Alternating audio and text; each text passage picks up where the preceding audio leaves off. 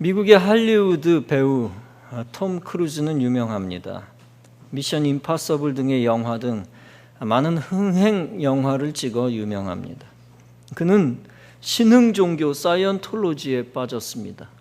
사이언톨로지는 미국 공상과학 소설가 도널드 하버드가 1954년 창시했습니다.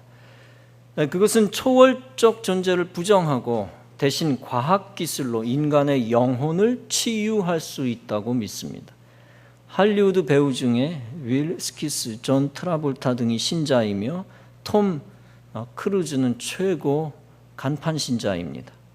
그는 2005년 교단에 3,600억 원을 기부했고 매년 10억 원 이상을 열성적으로 기부했습니다. 2012년 기독교 신자인 아내와 이혼할 때도 극복할 수 없는 종교적 차이 때문이었습니다. 그에게는 9살 된 딸 수리 크루즈가 있습니다. 사이언톨로지는 독특한 지침을 내렸습니다. 그의 딸이 사이언톨로지를 믿지 않으므로 그 이유로 톰 크루즈와 만나지 못한다. 그 지침에 따라 아빠 크루즈는 딸과 못 만나왔습니다. 딸 수리가 점점 성장하면서 크루즈 자신과 점점 멀어지는 것을 느끼게 되었습니다. 크루즈는 그 고통을 견딜 수가 없었습니다. 그는 이혼 후 수리와 전화통화만 화상 채팅으로만 연락을 주고받았습니다. 그러나 크루즈는 이것만으로는 불충분했다라고 고백했습니다. 톰 크루즈는 수리와 통화를 하던 중 수리로부터 다음과 같은 이야기를 듣습니다. 아빠, 난 발레를 배우기 시작했는데 발레가 너무 좋아요. 그러나 그 목소리만 듣고 딸을 직접 볼 수 없다는 생각에 눈물을 흘렸습니다. 더욱이 크루즈는 앞으로 딸의 생일 파티, 학교 행사 등에 참석할 수 없었습니다. 그래서 딸이 성장해 나가는 것을 지켜볼 수 없게 되었습니다. 그 사실을 깨달은 톰은 스스로 큰 충격을 받았습니다. 급기야 드디어 금년 크루즈는 큰 결심을 했습니다. 딸 수리가 커가는 모습을 옆에서 지켜보기로 했습니다. 또한 딸과 앞으로도 계속 함께 하기로 했습니다. 그래서 사이언톨로지 탈퇴를 결심했다고 할리우드 라이프가 보도했습니다. 여러분, 세계적인 톱스타가 사교 집단으로부터 빠져나온 것은 참 다행한 일입니다. 그 사교 집단은 가정을 해체하는 마귀 집단이라고 할 수 있습니다. 기독교 신앙과 대치되는 이 시대의 마귀 역사 중 하나라고 볼 수 있습니다. 그 마귀에게 속아 종노릇하던 스타가 정신 차리고 종노릇을 청산한 것은 바람직한 일입니다. 다시 인간성과 참된 신앙을 회복할 수 있는 또 다른 기회가 생긴 것입니다.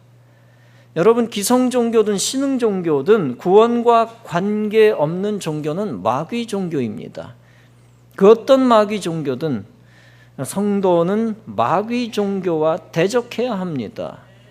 마귀에게 사로잡힌 자를 꺼내주고 해방시켜 주어야 합니다. 그리고 우리 스스로도 마귀 이단에 빠지지 않도록 조심해야 합니다. 조심하고 근신해서 나와 가정을 지키고 재산과 건강을 지켜야 합니다. 물질적으로는 보이스피싱과 같은 거짓말하는 사기 집단, 마귀 집단을 대적할 것입니다. 다행히 보이스피싱을 골탕 먹이는 실제 사례가 이제 더 많아지고 있는데 신문에 소개된 것이 있습니다. 보이스피싱이 사기치려고 말합니다. 농협과 신한은행 통장이 같이 발견돼서 전화했는데요. 그랬더니 전화 받은 사람이 대답합니다. 제가 농협 직원인데 어쩌죠? 뭐라고요? 제가 농협 직원이라고요. 그랬더니 사기꾼이 말합니다. 잘났다, 끊어. 여러분, 마귀짓하는 보이스피싱을 한 방 먹인 재미있는 한 사례라고 할 수 있습니다. 또 친한 척하는 대처법도 있습니다. 보이스피싱이 전화를 합니다. 네, 아무개 사장님이시죠? 인터넷 키워드 광고팀입니다. 그때 실제 친한 척하면서 오히려 역공을 해서 보이스피싱을 당황하게 만든 사람도 있습니다. 네, 안녕하세요. 제가 전화하려고 했는데 오동나무 블라인드 초특가 행사거든요. 34평 전체 오동나무 75만 원에 해드리려는데 제가 찾아뵈도 될까요? 이렇게 보이스피싱에게 선수치면서 사기꾼을 골탕 먹이는 에피소드입니다. 또 어떤 아주머니는 웃음으로 말문을 막아버린 사례도 있습니다. 네, 수고하십니다. 여기는 서울중앙지검 오명균 수사관이라고 합니다. 그런데 전화 받은 아주머니는 깔깔깔깔 웃습니다. 아니, 왜 웃으세요? 예, 자꾸 중앙지검이라고 전화가 와서요. 깔깔깔깔. 이런 전화 여성분으로서 처음 받아보시죠? 뭘 처음 받아? 계속 오는데 깔깔깔. 그때 사기꾼이 도리어 당황합니다. 지난주에는 탤런트 이명규라는 사람이 있나 보죠? 탤런트 이명규라는 사람이 지혜를 발휘했다고 합니다. 그래서 보이스피싱 인출책을 잡았습니다. 사기꾼이 그에게 전화를 했습니다. 통장을 보내주면 거래 실적을 쌓아 800만 원을 대출해 주겠습니다. 일단 위험을 무릅쓰고 통장을 보내면서 경찰도 함께 보냈습니다. 이를 눈치챈 사기꾼이 백화점 영화관으로 도망갔다가 붙잡혔습니다. 여러분, 마귀에게 사로잡힌 보이스피싱 사기꾼을 봐주면 안 되는 이유가 있습니다. 동정해서는 안 되는 이유가 있습니다. 반드시 대적하여 응징해야 하는 이유가 있습니다. 그 이유는 또 다른 피해자가 생겨 피눈물을 흘리기 때문입니다. 매년 피해당하는 사람이 7, 8천 명이고 피해액은 1천억 원입니다. 이들은 개인의 힘만으로는 대적하기가 어렵습니다. 반드시 국가가 근절법을 만들어 시작해야만 합니다. 첫째는 신속한 번호 차단입니다. 둘째는 발신번호 조작 방지입니다. 셋째는 송금을 지연하는 것입니다. 이 세 가지만 시행해도 보이스피싱은 발을 붙일 수 없다고 합니다. 여러분, 현금 지급기로 입금하라고 유인하면 100% 마귀 친구 사기꾼입니다. 일상생활 속에 깊이 들어온 수천 수만 건의 사기 사건들도 다 마귀 역사입니다. 마귀에게는 절대 순응해서는 안 되고 종노릇해서는 안 됩니다. 마귀는 대적해야 하고 물리쳐야 하고 가르쳐 굴복시켜야 하고 잡아들여야 하는 것입니다. 우리에게 다가오는 이런 물질적 영적 시험을 이미 당하신 분이 있습니다. 다름 아닌 육신으로 이 땅에 오신 삼위일체 하나님 예수님입니다. 오늘 본문에 보면 마귀가 심지어 예수님을 시험하고 있습니다.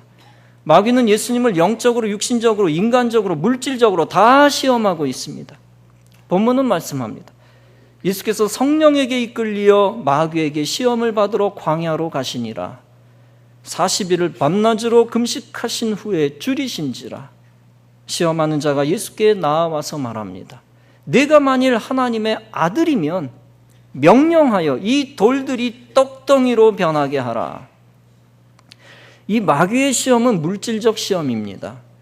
물질과 관련된 것을 가지고 예수님을 시험해서 예수님을 넘어뜨리려 합니다. 예수님을 넘어뜨려 예수님이 더 이상 메시아 구원자 되지 못하게 만들기 위함입니다. 떡은 빵을 번역한 말인데 떡은 양식을 의미합니다. 더 나아가 떡은 또 다른 물질, 돈을 의미하기도 합니다.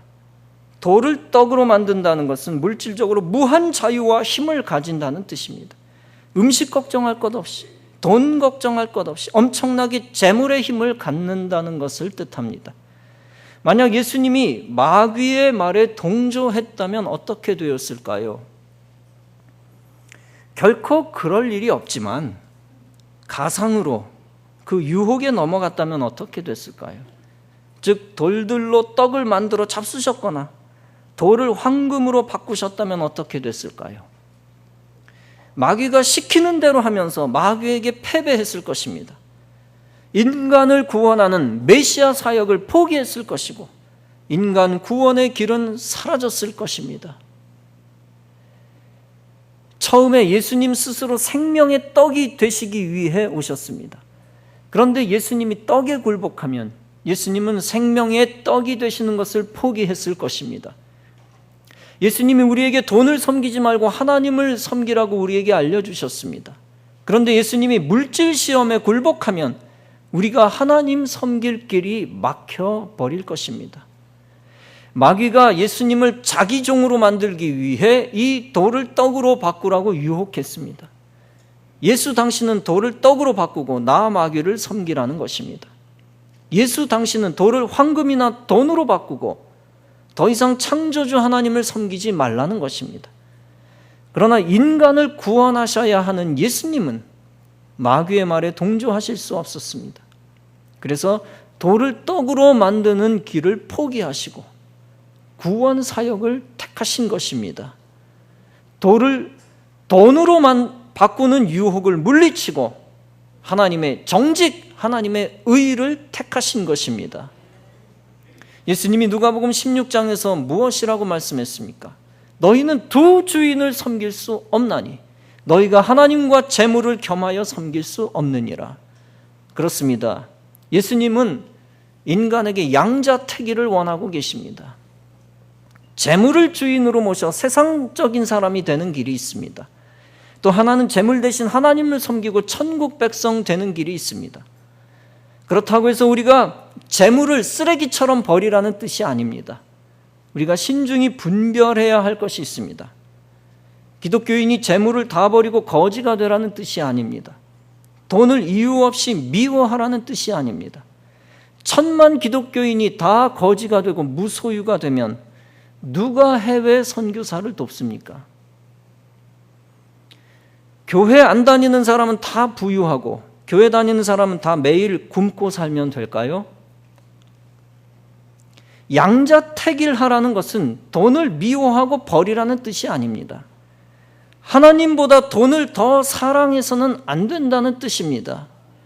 디모데전서 6장은 돈을 사랑함이 일만하게 뿌리가 되느니라고 했습니다.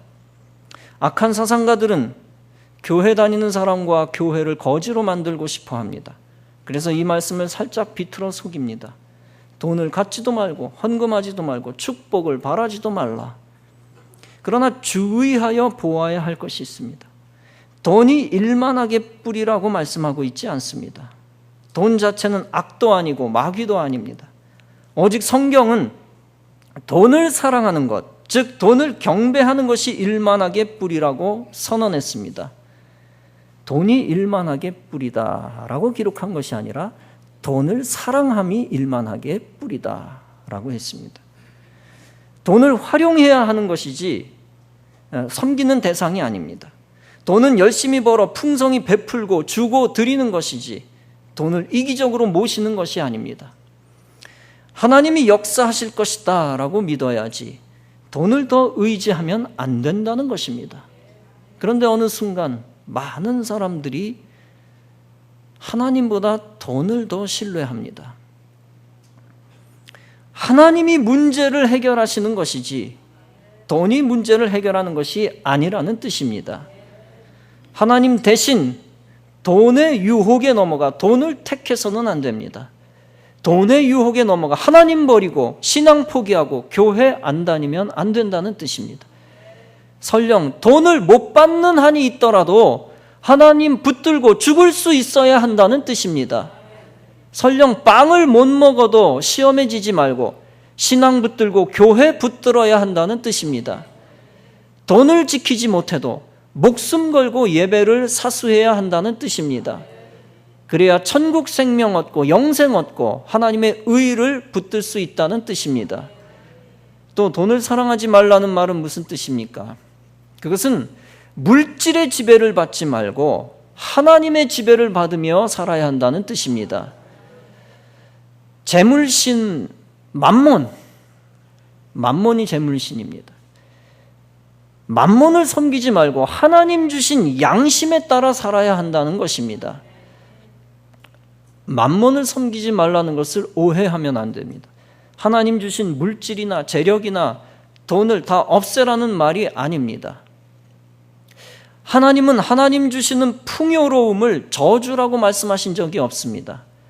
하나님이 축복의 물질을 선물로 주실 때 증오하며 발로 차버리면 안 됩니다. 주님이 주시는 축복은 감사하게 받으면서 동시에 남에게 풍성하게 주어야 합니다. 만몬을 섬기는 것은 물질에 미쳐 하나님 버리고 자기 것만 챙기는 마귀적인 것을 말합니다. 떡을 사랑하고 돈을 사랑하는 것은 하나님께 인색하게 드리는 마귀의 마음입니다. 가룟 유다의 마음이요, 하나님께 많이 드리는 사람을 증오하는 안티크리스찬입니다. 예수님은 마귀의 심부름을 단호히 거절하고 하나님의 양심을 택했습니다. 여러분, 떡 한 덩어리 때문에 거짓말한 적 있습니까? 돈 몇 장 때문에 사람 속이고 가격을 속인 적 있습니까?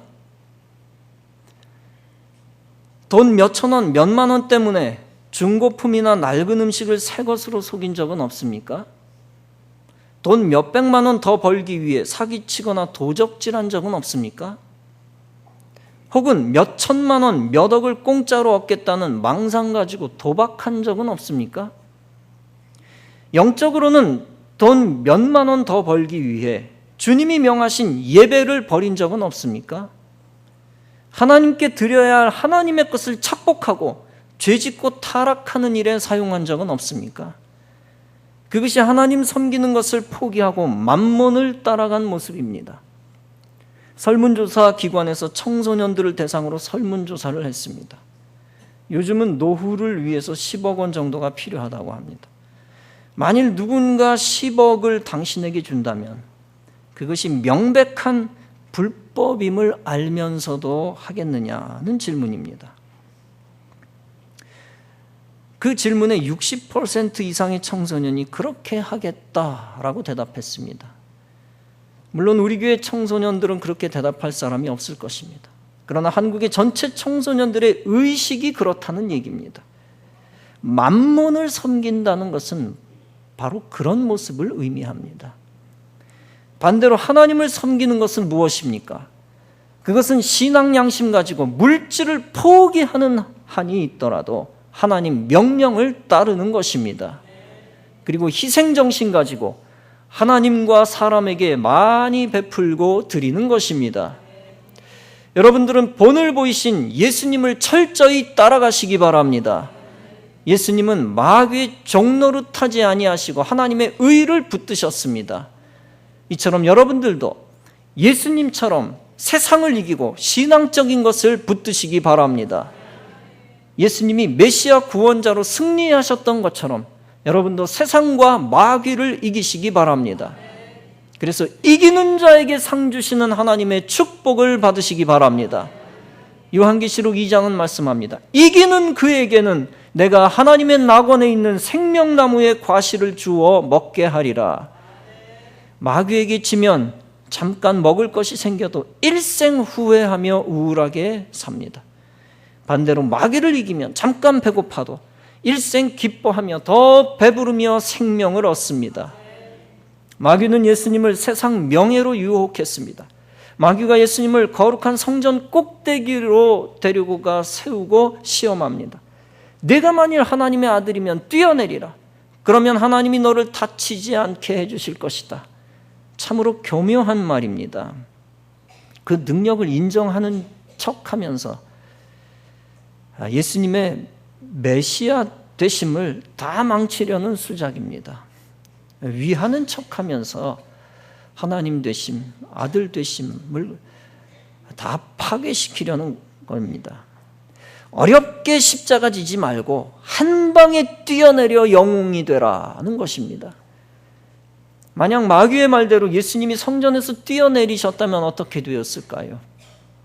있을 수 없는 가정법이지만 그래도 가정한다면 마귀가 승리했을 것입니다. 위에서 뛰어내렸는데 죽거나 다치지 않았다면 세상 사람들이 일시적으로 환호를 했을 것입니다. 그러면 십자가의 길은 불발되고 인간을 위한 죄사함과 구원의 길은 없어졌을 것입니다. 오직 구원의 길은, 유일한 길은 어린 양이 피 흘려 죽어 주셔야 되는 겁니다. 여러분, 삼위일체 하나님은 이런 마귀의 괴계에 넘어가실 수 없었습니다. 오직 말씀으로 마귀를 대적하시고 세상 명예를 이기시고 구원의 길을 여셨습니다. 이처럼 우리에게도 마귀가 명예를 가지고 와서 우리를 유혹합니다. 너를 승진시켜 줄 테니 오늘은 교회 가지 말고 술 먹어라. 너를 거물급 만들어 줄 테니 이 정도 부정부패는 눈 감아라. 너를 세상에서 잘 나가게 해줄 테니 신앙생활을 포기해라. 여러분, 마귀는 반드시 마귀같이 생긴 사람을 통해 역사하는 것이 아닙니다. 천사같이 생긴 남편, 천사같이 생긴 아내, 아주 선하게 생긴 가까운 사람을 통해서도 역사합니다. 아니, 오히려 험상궂게 생긴 사람보다 천사같이 생긴 사람을 통해 더 많이 유혹하는지 모르겠습니다. 당신 이거밖에 안 돼? 그렇게 열심히 신앙생활하지 말고 이 기회를 붙들어! 라고 부추깁니다. 그러나 우리는 로마서 8장의 말씀을 상기해야 합니다. 내가 확신하노니 생명이나 천사들이나 권세자들이나 다른 아무 피조물이라도 우리를 우리 주 그리스도 예수 안에 있는 하나님의 사랑에서 끊을 수 없느니라. 여러분, 순간의 명예의 탐욕 때문에 예수 버리지 말고 예수님처럼 마귀를 대적하시기 바랍니다. 그래서 하나님이 계속 사랑해 주시는 축복을 받아 하늘에서 큰 자 되시기 바랍니다. 그리고 이 땅에서도 하나님이 직접 명예롭게 만들어 주시는 은혜를 체험하시기 바랍니다. 여러분, 물질적 마귀의 역사보다 100배, 1000배, 만배 심각하고 위험한 것이 있습니다. 그것이 바로 영적 마귀 역사입니다. 예수님은 마귀로부터 마지막 시험을 받습니다. 마귀가 예수님을 무지무지하게 높은 산으로 데리고 올라가 천하 만국과 그 영광을 보여줍니다. 그리고 협상 카드를 제시합니다. 만일 내게 엎드려 경배하면 이 모든 것을 내게 주리라. 이것은 하나님과 절교시키고 하나님을 믿지 못하도록 영적으로 시험하는 것입니다. 마귀의 친구들이 영적으로 사기쳐서 교회 다니는 사람을 이단에 빠지게 합니다. 영적으로 유혹하여 세상에 빠지게 하고 무신론자가 되게 하거나 타종교에 빠뜨립니다. 구원의 길에서 멀어지게 하고 교회 못 다니게 하고 예수님 믿지 않게 하는 겁니다. 결국 하나님의 의를 저버리면 이 생에서나 내 생에서나 저주를 받을 수밖에 없습니다. 또 마귀는 마귀 종교와 이단을 통해 영적 살인을 자행합니다. 거짓 선지자들은 잘못된 교리로서 영혼들에게 사기를 칩니다.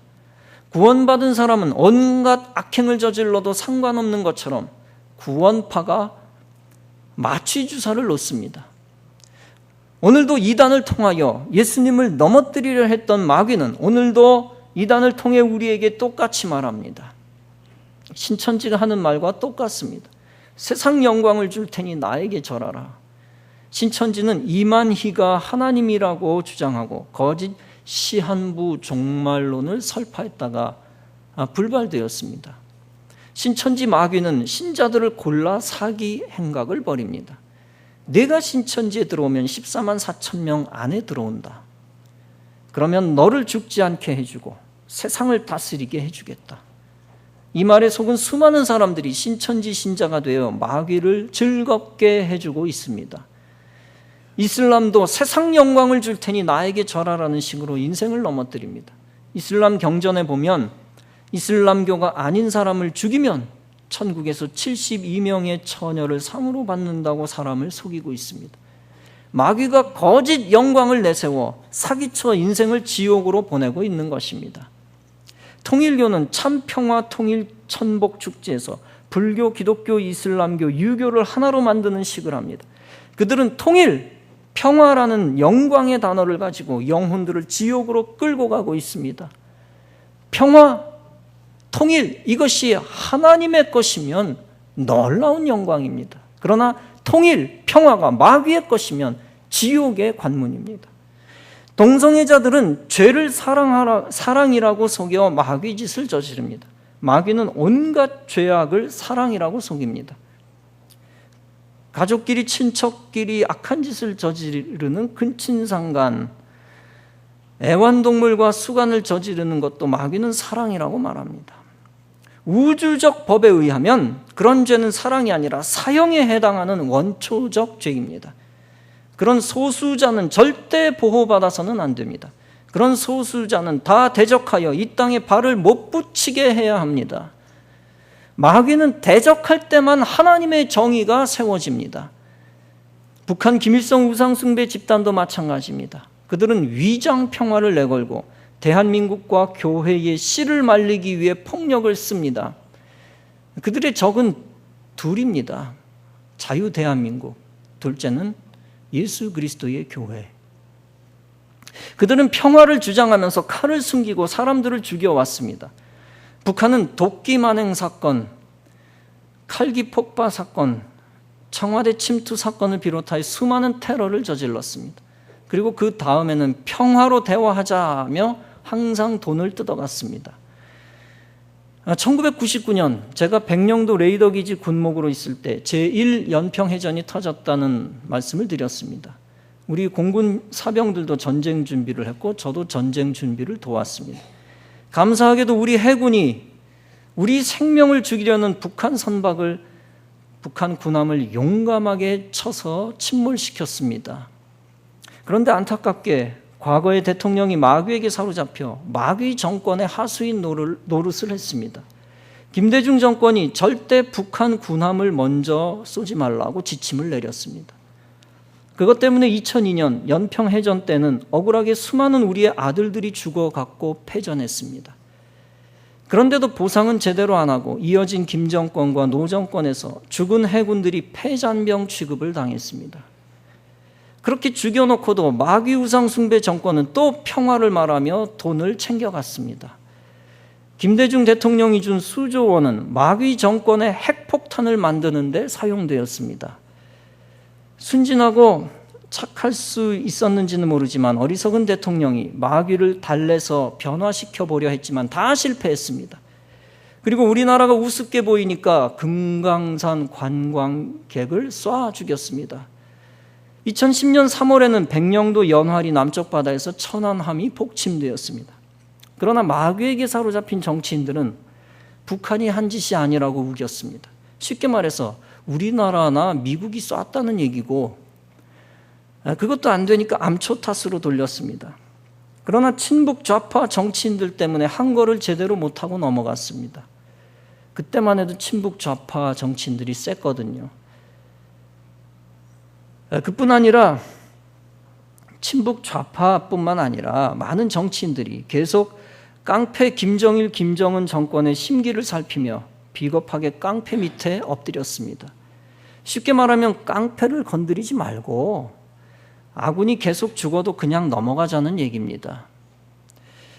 15년 전 2000년 6월 27일 경기도 파주에서 비무장지대 수색 작전이 있었습니다.